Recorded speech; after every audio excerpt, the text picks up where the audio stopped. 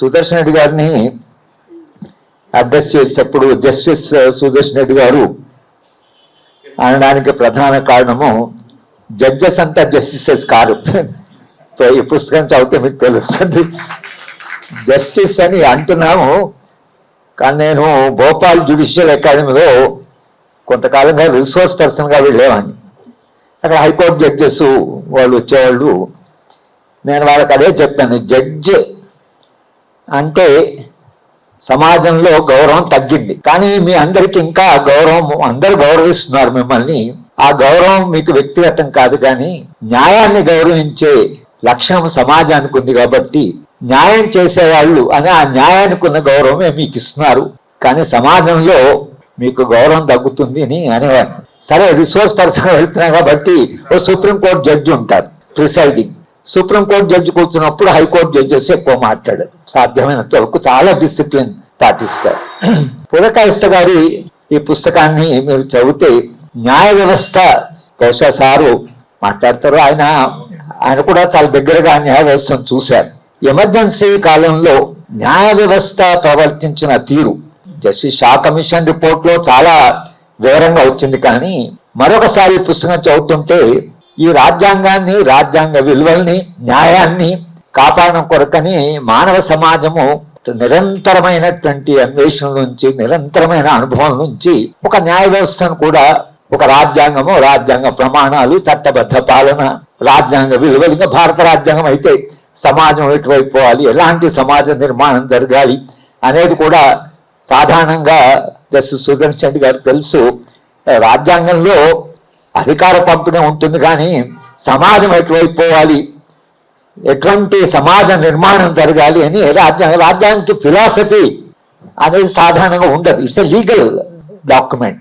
కానీ భారత రాజ్యాంగంలో సమాజం ఎక్కడ దిక్కుపోవాలి అనేది కూడా దాంట్లో రాసింది.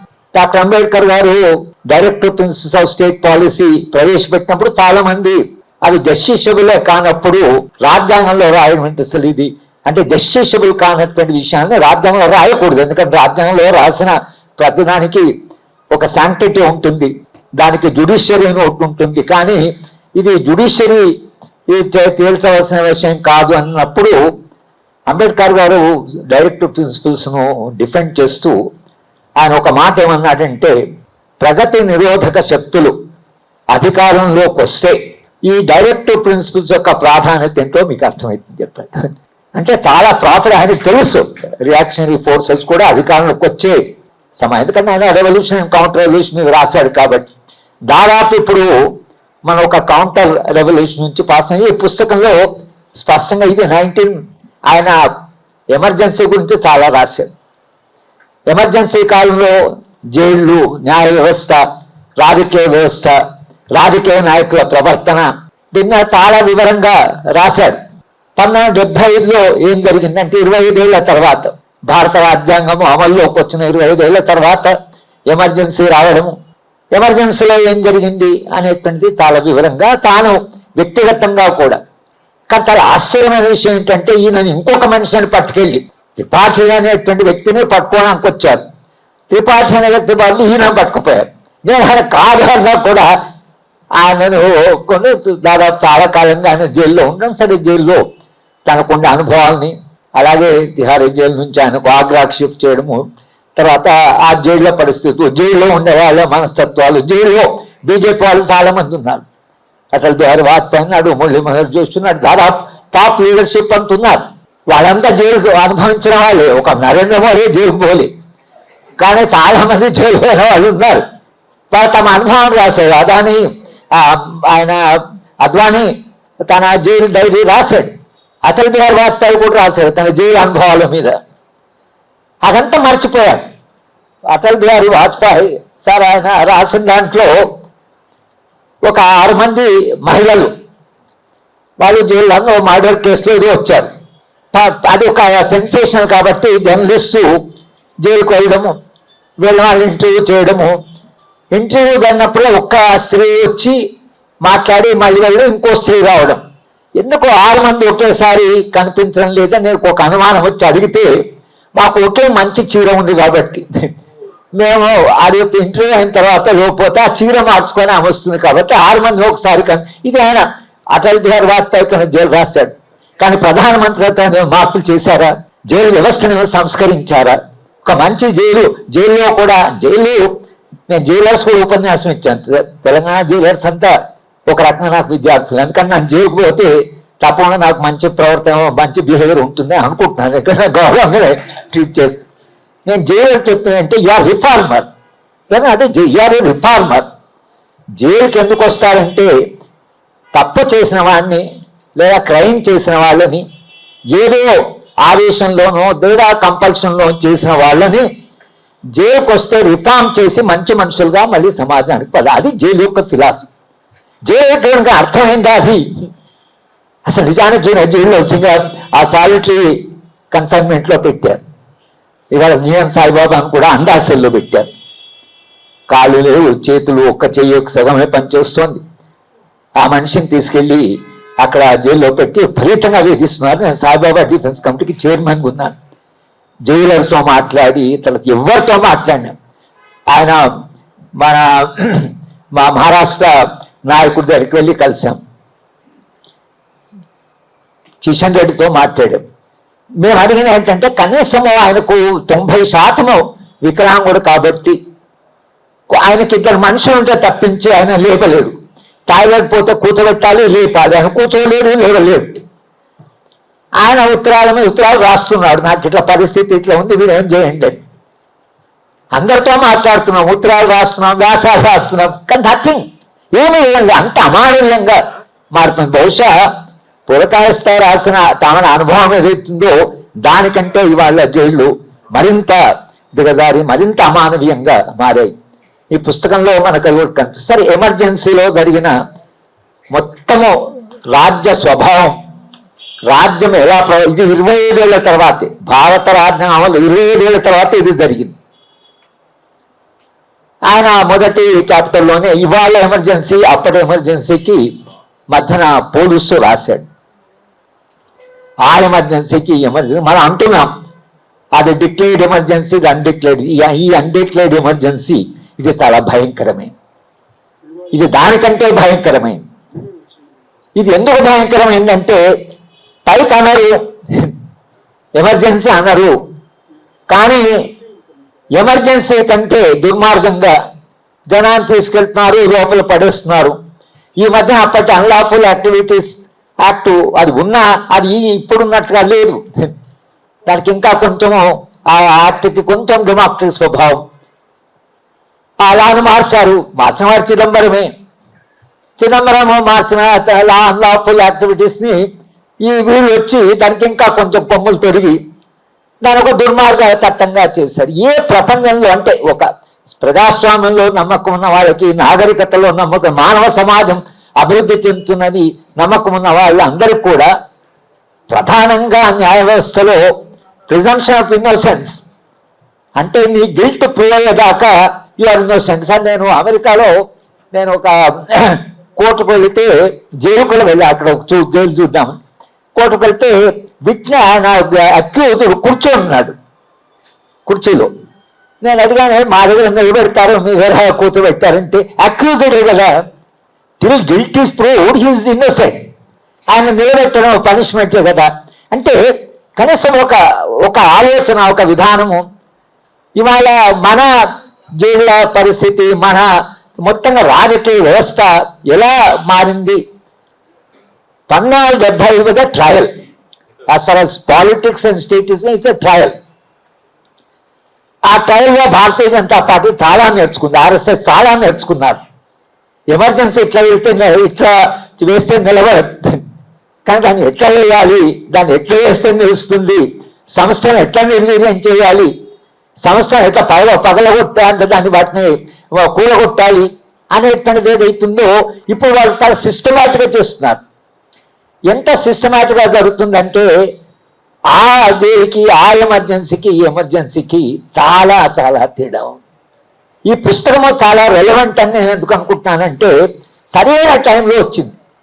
ఆ అనుభవం ఒకటి సమాజానికి చెప్పి, అయ్యా ఇప్పుడు జరుగుతున్నది అప్పుడు జరిగింది, కానీ ఇప్పుడు జరుగుతున్నది దానికంటే చాలా తీవ్రంగా దానికంటే దీని ప్రభావం చాలా దీర్ఘకాలం ఉండబోతుంది. 2024 తర్వాత ఏం జరుగుతుందో మనకు తెలియదు. ఒక సంవత్సరం క్రితం రాహుల్ గాంధీని ఆయన కలవాలి అని చెప్తే వెళ్ళాం, ఒక 5-6 మంది. తర్వాత సుదర్శన్ రెడ్డి గారు మేము కూడా కలిసాం. కానీ మేము 6 మంది ఉన్నాము. ఆయన రూమ్కి వస్తూనే 20-24 తర్వాత మనందరము జైల్లో కలవాల్సి ఉంటుంది ఫస్ట్. కాబట్టి అంటే ఆ లెవెల్లో కూడా వాళ్ళందరూ జైలు పోవాల్సిందే. అంతకన్నా ముందు ఆయన పంపాలనుకున్నారు. అంటే ఇప్పుడు రాబోయే కాలంలో ఏం జరగబోతున్నది, ఎంత ప్రమాదంలో దేశం ఉన్నది. అప్పటి ఎమర్జెన్సీ మేము కూడా ఎమర్జెన్సీలో రోజు వరంగల్లో ఉండేవాడిని. నేను రోజు నన్ను అరెస్ట్ చేస్తారని ఒక రూమరో లేకపోతే ఏదో ఒక వార్త వచ్చేది. మా శ్రీమతి గారు కూడా చెప్పాను, నేను ఇప్పుడు తీసుకుపోతాను అందరూ పోయారు చాలా మంది, మనం కూడా అక్కడ పోవచ్చు, ఇంకా మనం ఏం చేసే అక్కడ ప్రయత్నం ఏమి లేదు. కానీ అప్పుడు నేను కలెక్టర్ గారు ఉంది, నన్ను పిలిచి సరే ఇదంతా కొంత మీ మీద కూడా ఉంది, మీరు చిన్న పని చేయండి, నేను ఒక చిన్న పని చెప్తాను మీకు, ఆ పని చేయండి అని చెప్పాడు. ఆయన నాకు ఇచ్చిన పని ఏమిటంటే సిమెంట్ స్కేర్సిటీ ఉంది ఎమర్జెన్సీలో, దాంట్లో చాలా బ్లాక్ మార్కెటింగ్ జరుగుతుంది. ఆ సిమెంట్ లైసెన్సింగ్ పవర్ నాకు ఇచ్చాడు. నాకేం తెలుస్తారంటే సిమెంట్ కావాల్సిన వాళ్ళు అందరూ రావడం, అది మీరు డబ్బులను తీసుకోరు కదా. ఆయన చెప్పింది కళ్ళకి మీరు డబ్బులు, మా ఇంటి ముందర పెద్ద క్యూ సిమెంట్ కావాలి. నాకు నేను ఆయన పోయి చెప్తాను, నాకేం తెలుస్తుంది సార్, వాళ్ళు వచ్చిన వాళ్ళు కావాలంటున్నారు, నీకు అవసరమా లేదా, నాకు ఇన్వెస్టిగేషన్ ఏంటి ఇది, మీరు ఏదో మా ఇంటెన్షన్ అని పట్టుకుపోవద్దని చేశారు కానీ నేను ఈ పని చేయలేదు. 2 నెలల తర్వాత వదిలేశారు. అక్కడక్కడ అడ్మినిస్ట్రేటర్సు, కలెక్టర్సు లాంటి వాళ్ళు, వీళ్ళు మంచి టీచర్సు, రెప్యుటేషన్ ఉంది, వ్యక్తిగత నిజాయితీ ఉంది, వీరం కూడా ఆయన తీసుకోవడం కొంత మానవీయ లక్షణాలు ఉండే అడ్మినిస్ట్రేషన్ ఉంది. శంకరం గారు ఉన్నారు, కేఆర్ వేణుగోపాల్ ఉన్నారు, ఎంఆర్ పాల్ ఉన్నారు, యుగంధర్ గారు ఉన్నారు, అదే కృష్ణన్ ఉన్నాడు. అంటే అడ్మినిస్ట్రేషన్ కాబట్టి తెలంగాణ ఆంధ్రప్రదేశ్లో మిస్టర్ గాంధీ గెలిచింది ఈ అడ్మినిస్ట్రేషన్ వల్లనే. ఈ అడ్మినిస్ట్రేషన్ చేస్తే అబ్యూస్ పవర్ కాకుండా సాధారణమైనంత వరకు వెల్ఫేర్ ప్రోగ్రామ్స్ ఇంప్లిమెంట్ చేయడానికి ప్రయత్నం చేస్తే ఆమె గెలిచింది. కానీ దేశవ్యాప్తంగా జరిగిన ఎమర్జెన్సీలో ఎంతమంది అమాయకులు వాళ్ళని తీసుకుపోయి జైల్లో వేస్తారు. అప్పుడు ఆ అనుభవం, సమకాలీన అనుభవం ఏమిటంటే దాని గురించి కొంత రాశాడు. కానీ సమకాలీన అనుభవం ఏమిటంటే మీకేమి రీజన్ చెప్పవలసిన అవసరం లేదు, కారణం చెప్పవలసింది. న్యాయ వ్యవస్థ వెళ్ళిపోతే అప్పటి న్యాయ వ్యవస్థ కంటే ఇప్పుడు సార్ ఇక్కడ ఉన్నారు, అట్లా మాట్లాడేమో భావ్యమా కాదండి, సారు కూడా వ్యవస్థ మీద కొంత క్రిటికల్ వ్యూ ఉంది. కాబట్టి ఆ మొత్తము ప్రవర్తన చూస్తే ఎంత అంటే వాళ్ళ దగ్గరికి పోతే కేసు వినకుండా, కేసును సరిగా లేదు, ఇది జైల్లో ఉండవలసిందే, ఎందుకు వేసారు జైలు, కారణం ఏంటి, మేము ఇది ఎంటర్టైన్ చేయలేము, అన్లాఫుల్ యాక్టివిటీస్ కింద. నిజానికి supreme court should have stuck down unlawful act. If constitution is valid, రాజ్యాంగానికి శాంక్టిటీ ఉంటే అన్లాఫుల్ యాక్టివిటీస్ అంటూ ఉండడానికి వీలేదు. It's totally unconstitutional. ఎందుకంటే వ్యక్తిని ఏ కారణంలో కూడా పట్టుకుపోయి 6 నెలలు జైల్లో పెట్టచ్చు. 6 నెలలు ఏ కారణం చెప్పుకున్నాం, ఏ స్టేట్మెంట్ ప్రొడ్యూస్ చేయకుండా. బీమా కోరిన వాళ్ళు 5 ఏళ్ళు అయింది.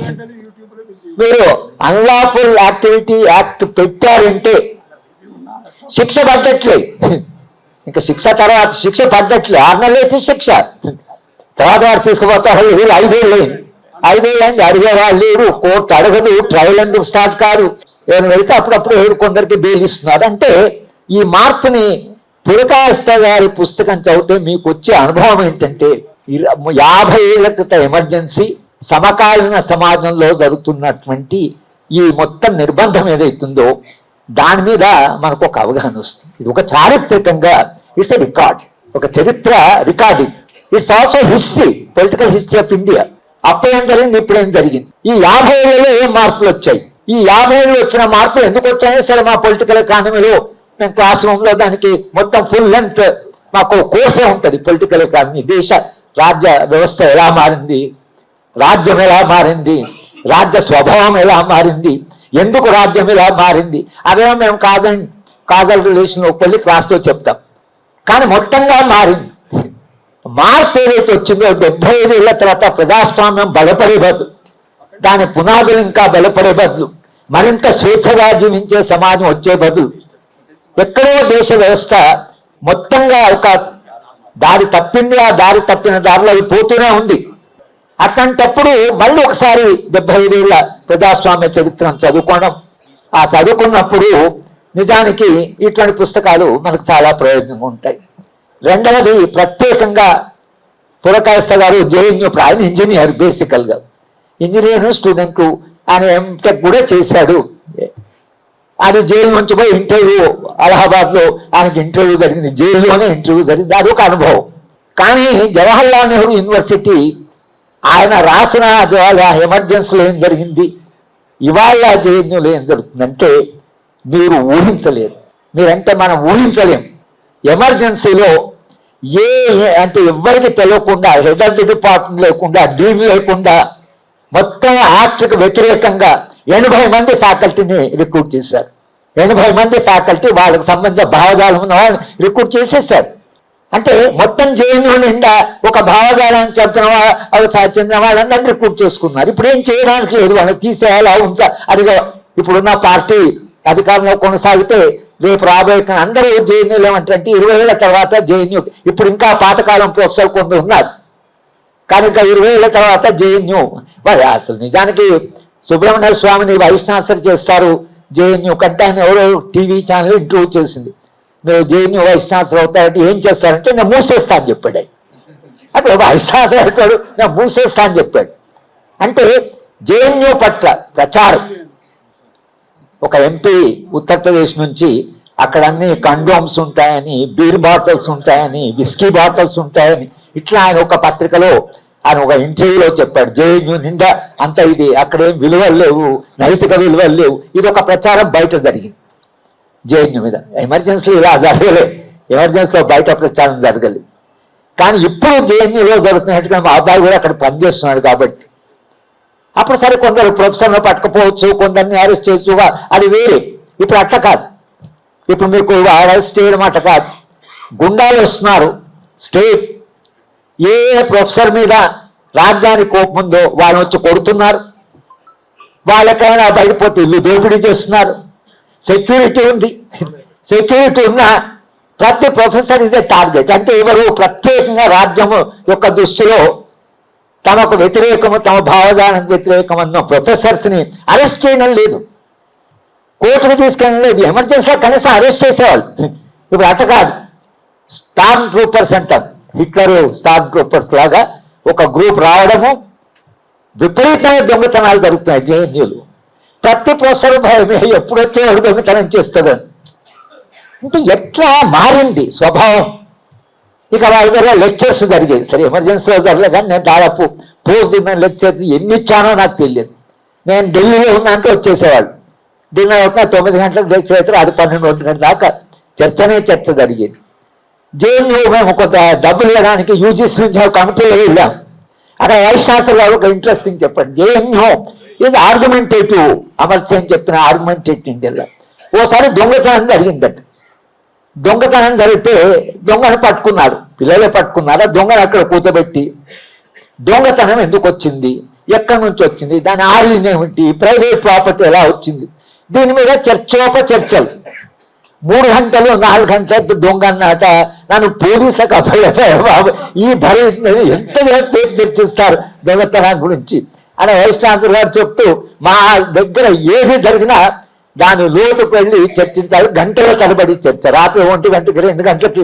సోక్రటీస్ అటువంటి జవహర్లాల్ యూనివర్సిటీ వాళ్ళు ఎవరు మాట్లాడడానికి లేదు. 10 ఏళ్ళైంది వాడు, మళ్ళీ నన్ను పిలవడం కానీ పిలిచే ధైర్యం కానీ ఎవ్వరికి లేదు. జవహర్లాల్ నెహ్రూ యూనివర్సిటీ అనుభవం పురకాయస్థ రాశాడు, తన అనుభవము, తాను ఎట్లా అసలు ఆ రోజులో చర్చించేవాళ్ళు, తాను ఎట్లా ఎడ్యుకేట్ అయ్యాడు, తాను పొలిటికల్గా ఎట్లా కాన్సన్ట్రేట్ అయ్యాడు. సీతారాం యాచూరి వాళ్ళు అప్పుడు ఆయన స్టూడెంట్ ప్రెసిడెంట్ ఈయన ఉన్నప్పుడు వాళ్ళంతా ఎట్లా ట్రైనింగ్ అయ్యారు తులసి గారు చెప్పారు. స్టూడెంట్ పాలిటిక్స్ ఉంటేనే దాని నుంచి ఒక రాజకీయ నాయకత్వం వస్తుంది. కనుక ఆ జేఎన్యూ అనుభవం చూసినా కూడా మీకు చాలా స్పష్టంగా ఒకటి రాజ్య స్వభావం మారింది, రెండవది ఇన్స్టిట్యూషన్స్ కూడా of all the things sir. Hyderabad యూనివర్సిటీలో నేను 25 ఏళ్ళు పనిచేశాను. నేను హెడ్ ఉన్నాను, డీన్ ఉన్నాను, వైస్ ఛాన్సలర్ ఉన్నాను కొంతకాలం, యాక్టింగ్ వైస్.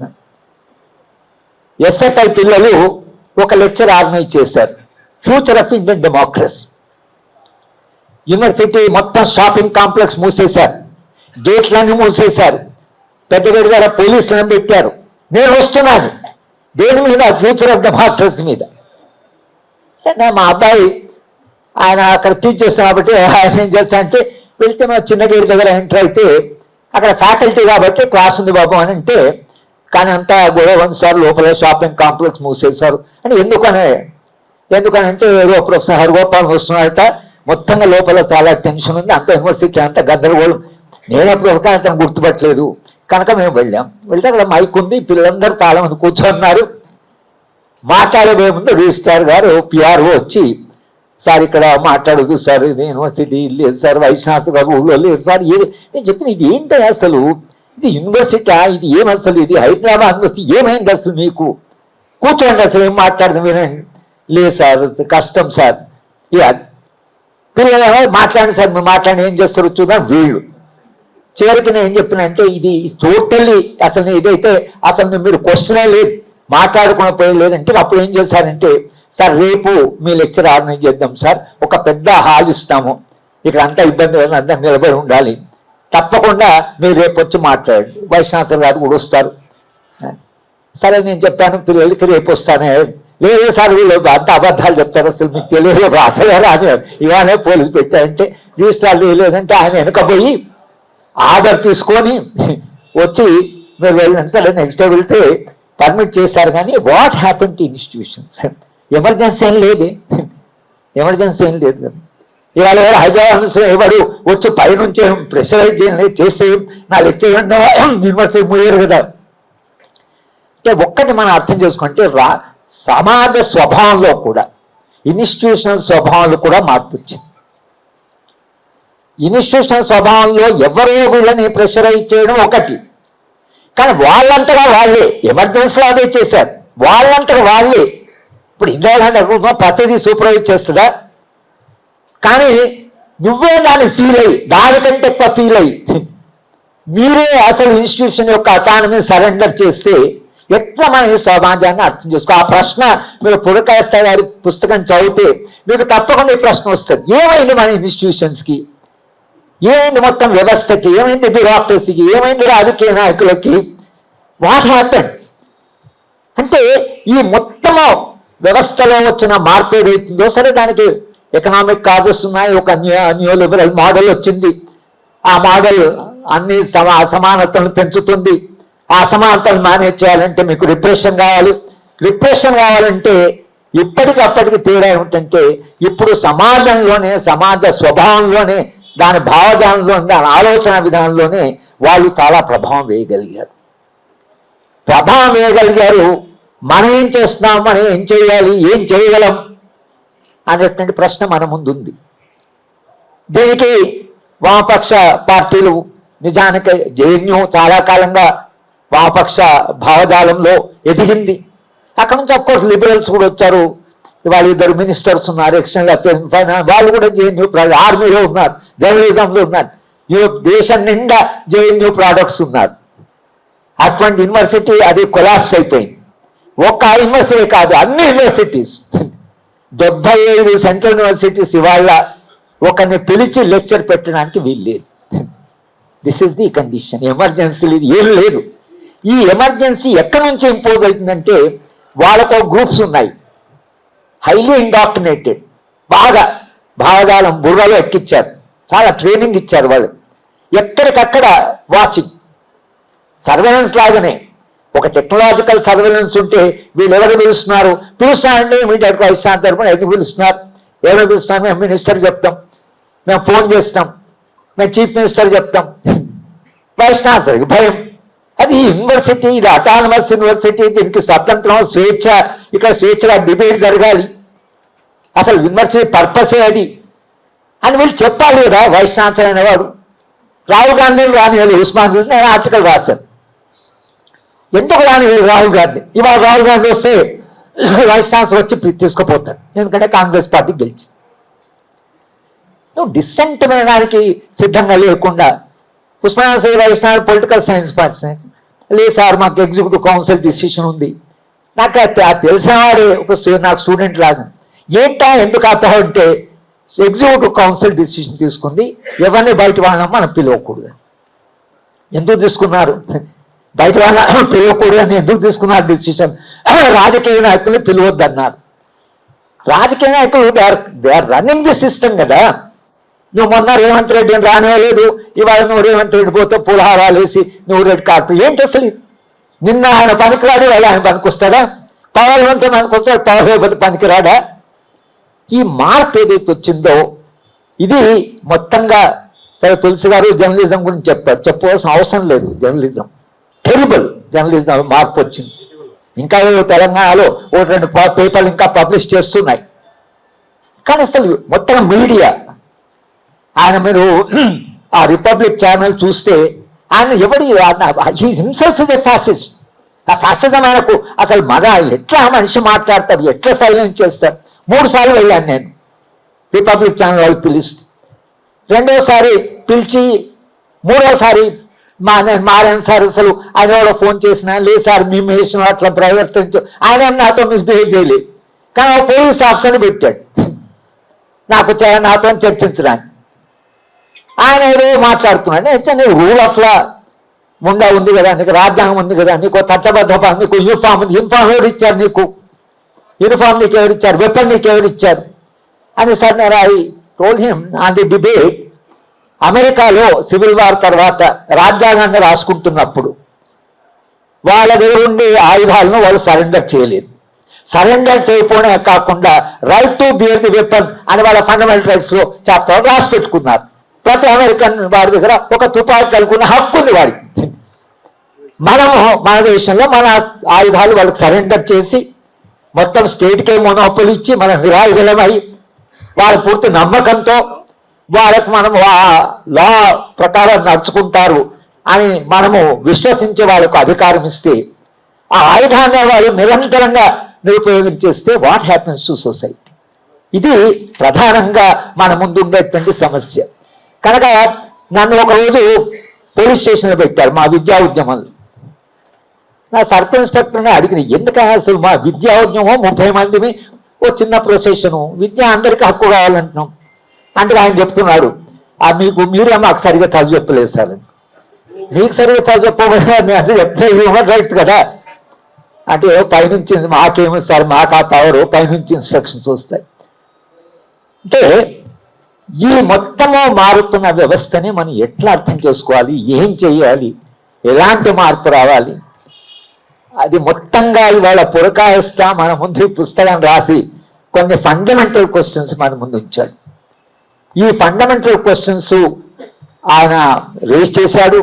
ఆయన జీవిత అనుభవం దాదాపు ఇది ఆత్మకథలా కూడా ఉంది. చాలా రీడబుల్, హై రీడబిలిటీ పుస్తకానికి. చదువుతుంటే మీరు ఒక నవల చదివినట్లుగానే ఉంది, కానీ ఒక కాంప్లెక్స్ అనాలిసిస్ ఎక్కడ లేవు. కనుక ఈ పుస్తకం ఇప్పుడున్న సమయంలో ఇది ఎలా మారుతుందో మనకు తెలియదు, కానీ సమకాలీన సమాజంలో మనము ఏ అనుభవాన్ని అయితే అనుభవం ద్వారా ప్రయాణం చేస్తున్నామో దాన్ని అర్థం చేసుకోవడానికి, మన సమాజం మన రాజ్యం ఎలా మారిందో దాన్ని అర్థం చేసుకోవడానికి ఈ పుస్తకము చాలా ప్రయోజనంగా ఉంటుంది. చాలా టైమ్లీగా పబ్లిష్ చేశారు.